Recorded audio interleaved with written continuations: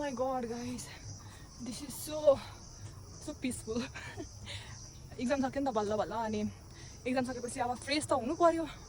अब फ्रेस टाढा टाढा टुर जान त अब अहिले अलिक सकिँदैन, त्यही भएर हाइक त जान सकिन्छ नि त नजिकै, त्यही भएर हामी हिँड्दैछौँ. अहिले चाहिँ म एक्लै छु, मेरो साथीहरू तल रेस्ट गर्दैछन् अनि म चाहिँ बिस्तारै हिँड्दैछु. किनकि इन माई ओपिनियन होइन हिँडिराख्नुपर्छ, बिस्तारै भए पनि हिँडिराख्नुपर्छ. अनि यहाँ सुन्नमा आएको यहाँ बाघहरू पनि छ अरे, सो मलाई अलिअलि डर लाग्दैछ किनकि म अहिले एक्लै छु नि त. त्यही पनि इट्स ओके, हिँड्नुपर्छ. कहिले कहिले यस्तो एक्सपिरियन्स पनि लिनुपर्छ कि होइन, पछि गएर रिग्रेट नहोस् क्या.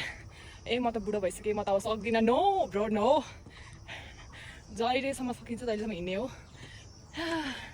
जसको हबी चाहिँ ट्राभलिङ, त्यसलाई चाहिँ घरबाट कतै हिँड्नै दिनु हुँदैन कि. के भन्नु कि गाइज, जसको हबी, जसको सबै चाहना विसहरू नै ट्राभलिङ हो. सबै नेपाल टुर गरेर अनि अलिअलि सक्यो भने विदेश पनि टुर गर्ने भन्ने.